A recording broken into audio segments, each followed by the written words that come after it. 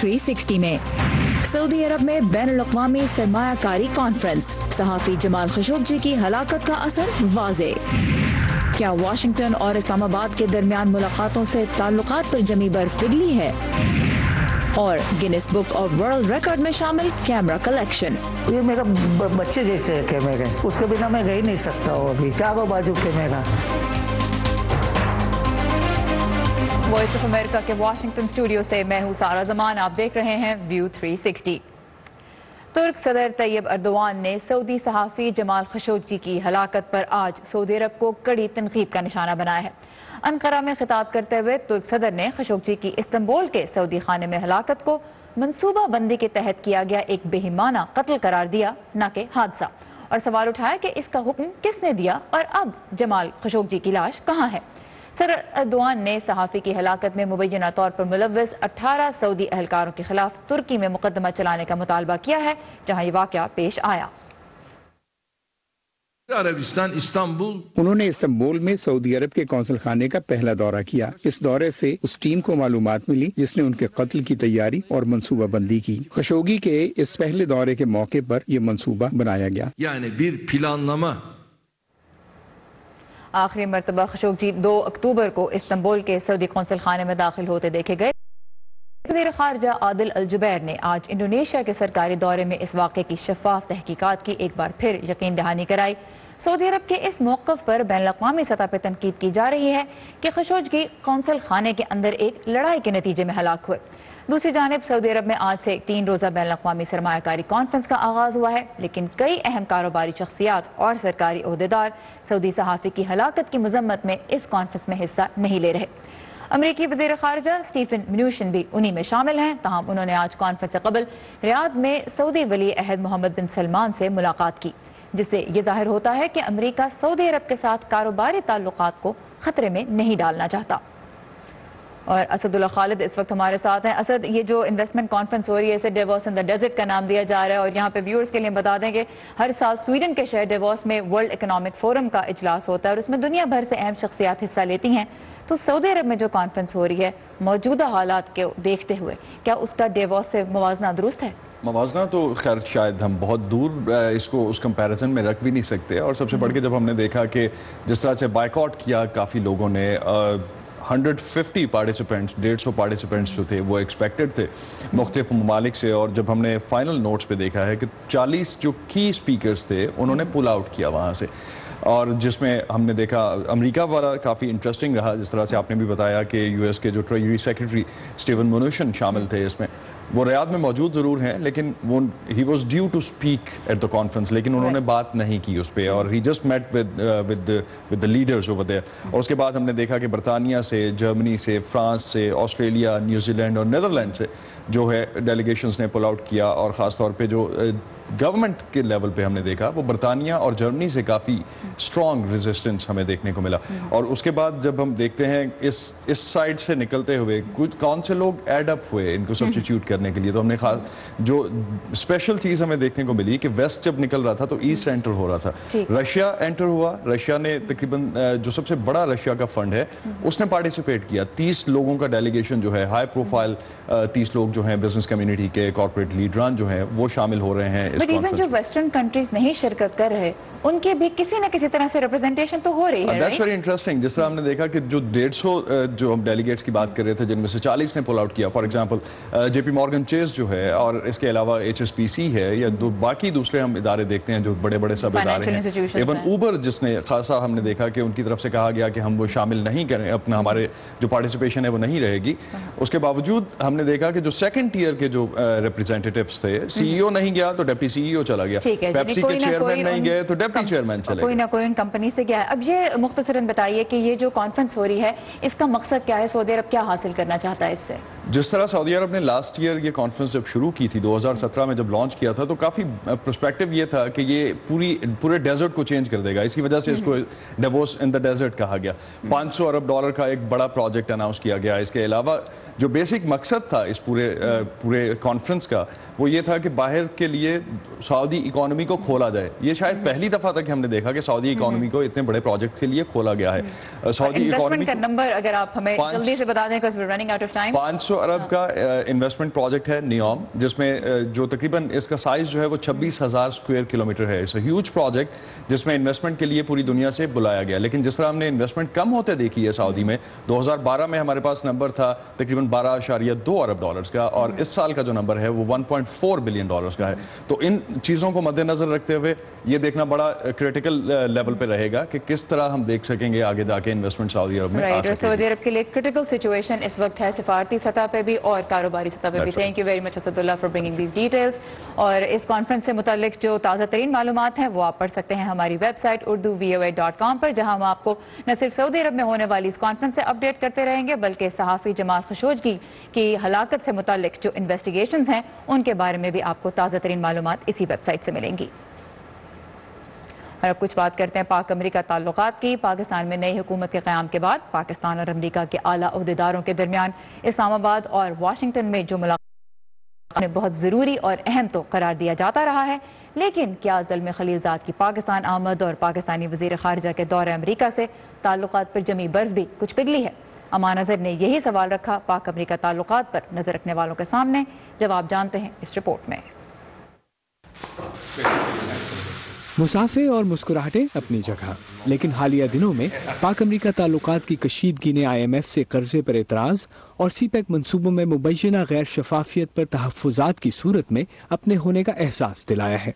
लेकिन जनूबी एशियाई उमूर के माहिर जाशुआ वाइट की राय में सिक्योरिटी इश्यूज़ पर इख्तलाफ राय दीगर मामलात पर हावी है। इस मरहले पर अमरीका के नज़दीक दोनों ममालिक के दरमियान अहम सिक्योरिटी चैलेंजों पर मौजूद इख्तलाफात में कमी होती नजर नहीं आ रही, लेकिन मेरे ख्याल में बातचीत का जारी रहना भी जरूरी है। लेकिन फिल वक्त ऐसा कोई इशारा नहीं मिलता कि दो तरफा ताल्लुकात बेहतर हो रहे हैं। खुद को अफगानिस्तान में अमरीकी मफादात के अच्छे से देखे जाने पर पाकिस्तान की नापसंदीदगी नई नहीं, लेकिन क्या मौजूदा वक्त में वाशिंगटन में इस एतराज की सुनवाई होती नजर आती है? अमरीका अफगानिस्तान में अपने मफादात को इंतहाई अहम समझता है, जिसमें इंसदाद दहशत गर्दी भी शामिल है, और इसी पस मंजर में पाकिस्तान को भी देखा जा रहा है। मेरा नहीं ख्याल कि वजीर खारजा या किसी और के दौरे से इसमें कोई तब्दीली आएगी, जब तक पाकिस्तान वो इक़दामात नहीं करता जो अमरीका ने वाज़े किए हैं।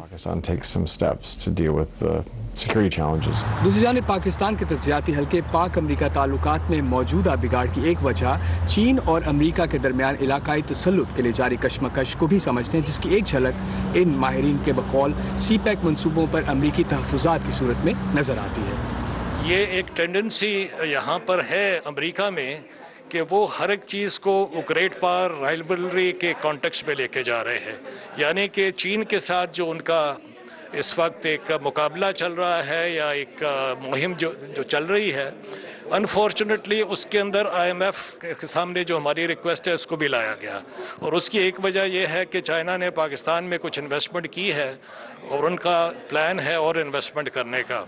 माहिरीन के मुताबिक इस वक्त जहां अमरीका से ताल्लुकात की कशीदगी पाकिस्तान के लिए एक बड़ा चैलेंज है, वहीं खित्ते में अमरीका, चीन और भारत की बरतरी के लिए जारी कशमकश में अपने ताल्लुकात के तवाज़ुन को बरकरार रखना भी पाकिस्तान जैसे मुल्क के लिए अहम चैलेंज है। अमान अजहर, उर्दू VOA, वाशिंगटन। और इस वक्त हमारे साथ स्टूडियो में मौजूद हैं वाशिंगटन के तहकीकी इदारे US इंस्टीट्यूट ऑफ पीस से मुंसलिक सीनियर तज्जियाकार जॉनी वॉल्श, जिनसे हम अफगानिस्तान के इलेक्शन से मुतल्लिक कुछ बातचीत करेंगे। सो Johnny, 3 years late, but they finally happened, the parliamentary elections in Afghanistan, and we saw there was violence as well, but people did come out in large numbers and they participated in large numbers. What are some of the key takeaways for you? Well, I'd say that there's a few. First, on the positive note, as you say, turnout was pretty good for a parliamentary election, and I think it shows that the majority of Afghans still very much support this system and are enthusiastic to vote, especially when the parliament is 3 years out of date. Second, on the other hand, there were numerous irregularities, many technical problems, many accusations of fraud that is likely to turn into a political issue in the coming months as we start to see results.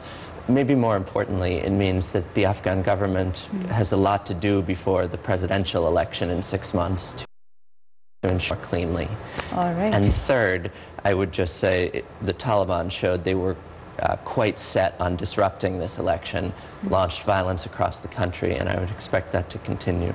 Alright, so Johnny Walsh कहते हैं कि कुछ अहम जो points हैं जो इस इंतखाब से लिए जा सकते हैं, वो एक तो ये है कि लोग जितनी बड़ी तादाद में आए उससे ये ज़ाहिर होता है कि अफ़गान अवाम की अक्सरियत जो है वो इस निज़ाम की, जमहूरी निज़ाम की हिमायत करती है। उसके अलावा कई मसाइल जो हैं वो हमने देखा सामने आए हैं, फ्रॉड की भी इल्ज़ामात हैं, उसके अलावा टेक्निकल भी बहुत से मसाइल हुए। तो एक खदशा ये है कि ये सियासी नौयत इख्तियार कर सकते हैं, इनको सियासी पॉइंट स्कोरिंग के लिए इस्तेमाल किया जा सकता है।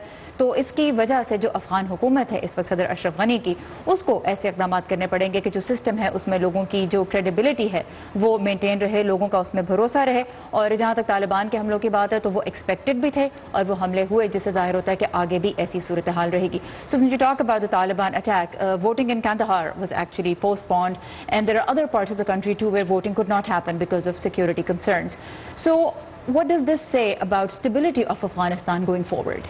Well, in Kandahar's case particularly, there was a very high-profile assassination of General Razik, he was a controversial figure. There were credible accusations of abuses against him. At the same time, this was one of the most effective military commanders in the entire country, and the fact that he had kept Afghanistan relatively stable was extraordinary. So we're now entering a period of great uncertainty where I think the Taliban will be keen to show new strength and maybe renew an attack on Kandahar. Alright, so जहाँ तक कंधार में हमले की बात है और उसके अलावा जो दीगर शहरों में भी हमने देखा कि इलेक्शन के दौरान हमले हुए, चूँकि कंधार के हमले में बहुत हाई जनरल राजिक की हलाकत हुई, तो उससे ये जाहिर होता है कि तालिबान जो है वो फुल फ्लेज तरीके से अपने आप को असर्ट करने की, यानी अपनी जो ताकत है उसका इजहार करने की। जनरल राजिक एक मुतनाज़ा शख्सियत थे, लेकिन बहरहाल कंधार में अमन व अमान बड़ी हद तक वो कायम रखने में कामयाब रहे थे। So what about the prospects of peace then with Taliban and especially negotiations? Then now that we know that the US is talking to Taliban, although the State Department refuses to comment on it, there are enough reports, credible reports, that these meetings are happening.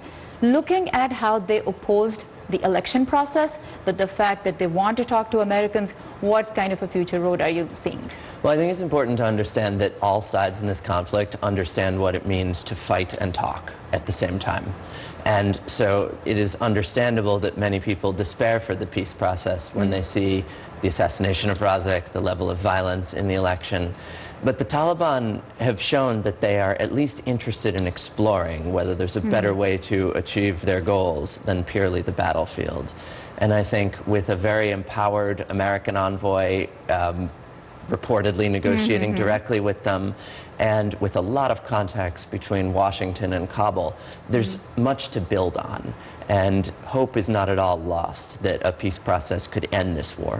Alright, so जहाँ तक अब इन इंतखाबात का अफ़गानिस्तान में अमन मुज़ाकरात पे असर की बात है, तो जॉनी वॉल्श कहते हैं कि एक तो ये ज़ाहिर होता है कि दोनों जो फरीक हैं वो इस बात की अहमियत को जानते हैं कि लड़ाई और मुज़ाकरात एक साथ करने हैं। लेकिन जहाँ तक तालिबान की बात है तो नज़र इस तरह से आ रहा है कि वो बेहतर रास्ते की तलाश में, वो सिर्फ मैदान जंग में ही नहीं अपनी क़ुव्वत दिखाना चाहते, वो और तरीक़ों से भी अप्रोच करना चाहते हैं। और जिस तरह से अमरीकी जो मंदूब हैं ज़ल्मी खलीलज़ाद, वो जिस लेवल पे और जिस तेज़ी के साथ अपने कॉन्टैक्ट्स आगे बढ़ा रहे हैं, उससे ये लगता है कि आगे चलते हुए मुज़ाकरात के लिए राह जो है वो मज़ीद हमवार हो सकती है। Johnny Walsh from USIP was with us today. Thank you so much for your time and insight. Thank you. Programme चले इधर आ जाए, इधर थोड़ा सा इधर, थोड़ा इधर हो जाए। हम सब अपने आप में कहाँ परफेक्ट हैं? ये जो हमारे आसपास के लोग हैं ना, ये अजीफा का जब उसके बाजू प्रोस्थेटिक्स लगे, यही एक दूसरे को बेहतर बनाते हैं और फिर मिलकर एक बेहतर मुल्क बनाते हैं हम। लेकिन मुल्क भी अपने आप में कहाँ परफेक्ट होते हैं? तो दुनिया के दूसरे मुल्क एक दूसरे के लिए हाथ बढ़ाते हैं, ऐसे ही तो एक बेहतर दुनिया बनाते हैं हम। One teacher, one book and one pen. और दुनिया में कहाँ क्या हो रहा है, हिंदुस्तान और पाकिस्तान इसीलिए तो दिखाते हैं। नए वज़ीर-ए-आज़म इमरान खान ने इस एग्जीबिशंस के डिजाइनर डोनाल्ड ट्रंप की हिमायत का ऐलान वरना किया। अपने आप में हम सब कहाँ परफेक्ट हैं? ये मैं हूँ आपका मेज़बान खालिद हमीद। व्यू 360 सिर्फ आज न्यूज़ पर।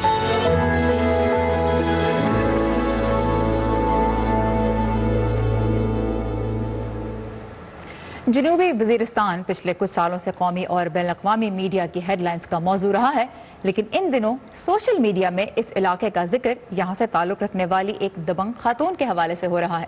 تفصیلات دے رہے ہیں پشاور سے عمر فاروق۔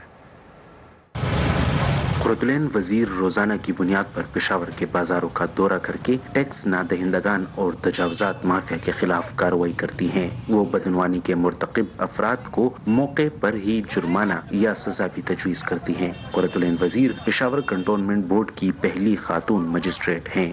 ہم تاجر برادری جو ہے ہم دکاندار جو ہے ہم خود زیادتی کر رہے ہیں کہ میری دکان اندر اور میں باہر بندہ بٹھاؤں، اس سے میں پیسے لوں، روڈ کے پیسے میں لوں۔ یہ سب کو ایک ہی طرح ٹریٹمنٹ کر رہی ہے، تجاوزات ختم کر رہی ہے۔ یہ تجاوزات ختم کرے تو ہم لوگوں کا بھی فائدہ ہے، روڈ کھل جائیں گے، کسٹمر آئے گا، تکلیف کوئی نہیں ہوگی۔ قرۃ العین وزیر کا تعلق قبائلی علاقے جنوبی وزیرستان سے ہے۔ انہوں نے ابتدائی تعلیم ضلع بنو سے حاصل کی۔ وہ کسی ایسے شعبے میں کام کرنے کی خواہش مند تھی جہاں انہیں عام آدمی کی بھلائی کے لیے کام کرنے کا موقع ملے۔ تھوڑا یہ ریلائز ہوا کہ مانیٹرنگ میں اپنی ڈیوٹی تو دے سکتی ہوں، لیکن فوری جو ہے اس پہ میں ایکشن نہیں لے سکتی۔ فوری ایکشن لینے کے لیے پھر مجھے سب سے جو اچھا لگا وہ فیلڈ کی طرف آنا تھا، تو وہاں سے میرا ٹرن آیا کہ میں مانیٹرنگ آفیسر سے ایز اے فیلڈ، تاکہ میں فوری جاؤں، امیجیٹ میرا جو اس پہ ایکشن ہو اور جو ہے کمپلینٹس کی ریڈریسل ہو۔ تو اب پشاور میں امن و امان کی صورتحال ہو یا پھر تجاوزات کے خلاف چھاپے، قرۃ العین ہر جگہ فرنٹ لائن پر نظر آتی ہیں۔ ہماری ٹریننگ ایسی ہوئی ہوتی ہے کہ حالات کو لا اینڈ آرڈر کا سچویشن آتا ہے، ہمیں آگے کر دیتے ہیں کہ میڈم جا کے آپ لوگوں سے بات کریں، جرگہ کریں، مذاکرات کریں اور اس چیز کو آپ کنٹرول کریں۔ تو ہم اپنی ڈیوٹی، یہ میری روٹین بن چکی ہے اور اس میں کسی قسم کا پریشر نہیں لیتی۔ یس، اگر مجھے کوئی مسئلہ ہوتا ہے اپنے کولیگ سے ڈسکس کرتی ہوں، ہمارے جو CO صاحب ہیں ان سے ڈسکس کرتی ہوں۔ قرۃ العین وزیر کم عرصے میں پشاور کی ایک جانی پہچانی شخصیت بن چکی ہیں۔ سوشل میڈیا پر بھی انہیں دبنگ مجسٹریٹ قرار دیا جا رہا ہے۔ سوشل میڈیا کی وجہ سے میرا کمپلینٹ نمبر چل رہا ہے، لوگ اس پہ میسیجز کر رہے ہیں، فیس بک پہ کر رہے ہیں، مجھ سے انٹریکٹ کر رہے ہیں، تو میڈیا کی وجہ سے لوگوں اور ہمارے کے بیچ میں جو یہ فاصلہ ہوتا ہے یہ کم ہوتا جاتا ہے۔ میڈیا ہمیں ایک میسیج ان کا کنوے کرتا ہے، تو میں شکریہ بھی ادا کرنا چاہوں گی میڈیا کا کہ وہ بہت پازیٹیولی جو ہے ہمارا میسیج جو ہے پبلک کو کنوے کر رہے ہیں۔ قرۃ العین کا کہنا ہے کہ قبائلی علاقوں میں جنوبی وزیرستان خاص طور پر کم ترقی یافتہ ہے۔ وہ چاہتی ہیں کہ وہ وزیرستان میں جا کر کام کرے تاکہ اپنے علاقے کے عوام کی ترقی میں اپنا کوئی کردار ادا کر سکیں۔ عمر فاروق، اردو VOA، پشاور۔ اور اب ٹیکنالوجی۔ آج کل بچوں اور موبائل ڈیوائسز کے درمیان بہت سے والدین ایک عجیب الجھن میں پھنسے نظر آتے ہیں، کیونکہ پہلے بچے کا دل بہلانے کے لیے اس کے آگے اسکرین رکھ دیتے ہیں اور پھر جب وہ ان آلات کا عادی ہو جاتا ہے تو پھر ماں باپ پریشان ہوتے ہیں۔ جاپان میں اسکولز اب ٹیبلٹ کمپیوٹرز بچوں کا دل بہلانے کے لیے نہیں بلکہ انہیں بہت کچھ سکھانے کے لیے استعمال کرنے لگے ہیں تاکہ ننھے منھے ذہن ڈیجیٹل دور کے لیے تیار ہو جائیں۔ جاپان کی اس نرسری اسکول میں ڈرائنگ کرنے کا وقت ہے، لیکن بچے رنگوں کی بجائے اپنے چھوٹے چھوٹے ہاتھوں سے آئی پیڈ پر رنگ بھرنے کا کام کر رہے ہیں، اور بچوں کے لیے یہ کسی تفریح سے کم نہیں۔ میرے والد اپنے آئی پیڈ پر کچھ ضروری کام کرتے ہیں، لیکن وہ عام طور پر ڈرائنگ نہیں کرتے۔ یہاں بچے پرندوں، پھولوں اور کئی جانداروں کی تصاویر میں رنگ بھرتے ہیں جو 3 ڈائمینشنل کمپیوٹر گرافکس کی مدد سے زندہ دکھائی دیتے ہیں۔ میں چاہتا ہوں کہ یہ کلاس ایک ایسی جگہ ہو جہاں بچے آزادانہ انداز میں سوچ سکیں، اور یہ کہ وہ آزادی سے سوچنے کو عجیب نہ سمجھیں اور نئے آئیڈیاز کی تخلیق میں لطف لیں۔ کوبی پری اسکول جاپان میں ان تقریباً 400 کنڈرگارٹن اور نرسری اسکولوں میں شامل ہے جو پری اسکول کے بچوں کے لیے بنائے گئے اسمارٹ فون سافٹ ویئر کا استعمال کرتے ہیں۔ میں نے کبھی نہیں سوچا تھا کہ بچوں کے لیے کوئی ایسا پروگرام ہوگا۔ میرے خیال میں یہ ان کے مستقبل کے لیے امید کی ایک نئی کرن ہے۔ اگرچہ بہت سے والدین چھوٹی عمر میں بچوں کو اسکرین سے متعارف کرانے کے حق میں نہیں، لیکن ٹیکنالوجی کی مدد سے تعلیم دینے والے سمجھتے ہیں کہ اس سے ان کی ذہنی صلاحیتوں میں اضافہ ہوتا ہے۔ نرسری اسکول یا کنڈرگارٹن میں بچوں کو زیادہ تر پہچان کرنے کے ہنر سکھائے جاتے ہیں، جیسا کہ جاپانی زبان اور حساب وغیرہ، لیکن ایک حالیہ بحث میں غیر ادراکی ہنر کی ضرورت پر زور دیا گیا کہ یہ چھوٹی عمر میں سکھانا چاہیے۔ بہت سے امریکی، ایشیائی اور یورپین پری اور ایلیمنٹری اسکولز میں ٹیچرز اسی طرح کی ڈیجیٹل ٹیکنالوجی کا استعمال کر کے کہانیاں، موسیقی اور دیگر تعلیمی معلومات سکھا رہے ہیں۔ نیلوفر مغل، اردو VOA۔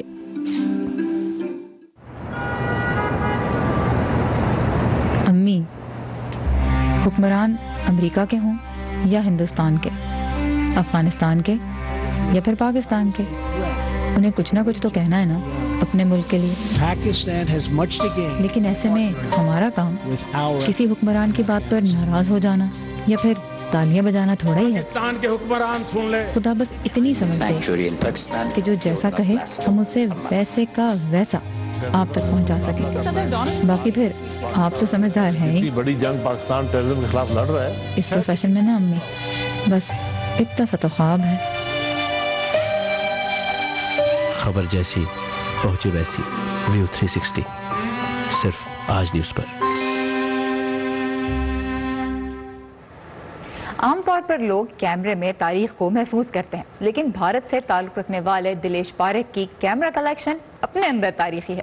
2 مرتبہ grains book of world records میں اپنا نام لکھوانے والے دلیش 50 سالوں میں 4000 سے زیادہ کیمراز جمع کر چکے ہیں۔ ان کی یہ ریکارڈ میکنگ کلیکشن ہمیں دکھا رہی ہیں رتل جوشی۔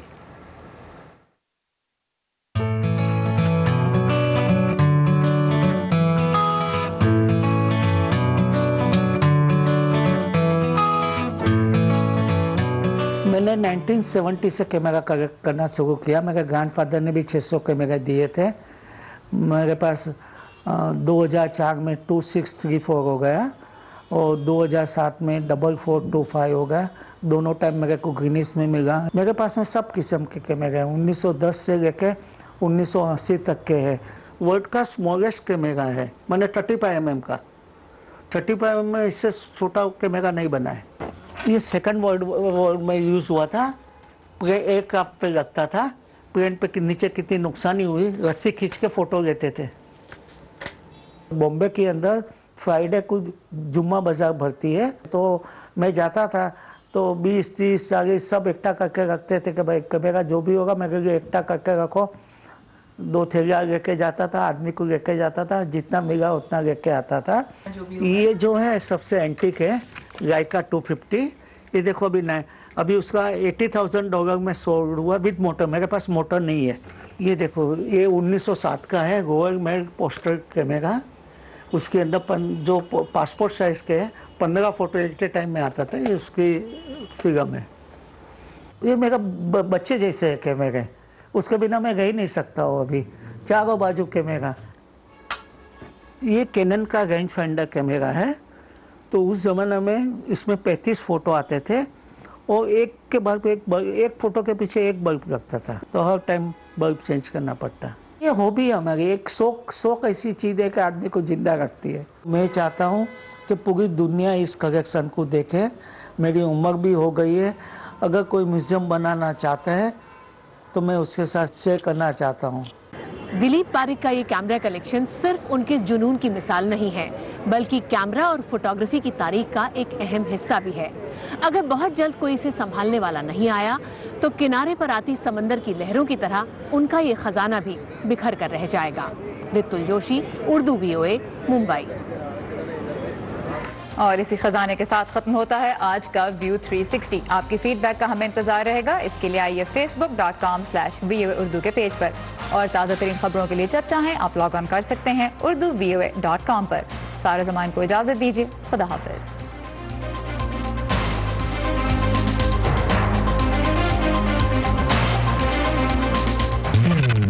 تازہ ترین خبریں، اہم واقعات، آڈیو ویڈیو رپورٹس اور تجزیے دیکھنے، سننے اور پڑھنے کے لیے ڈاؤن لوڈ کیجیے VOA اردو کی نئی ایپ۔ خبریں اب ہر وقت آپ کی مٹھی میں۔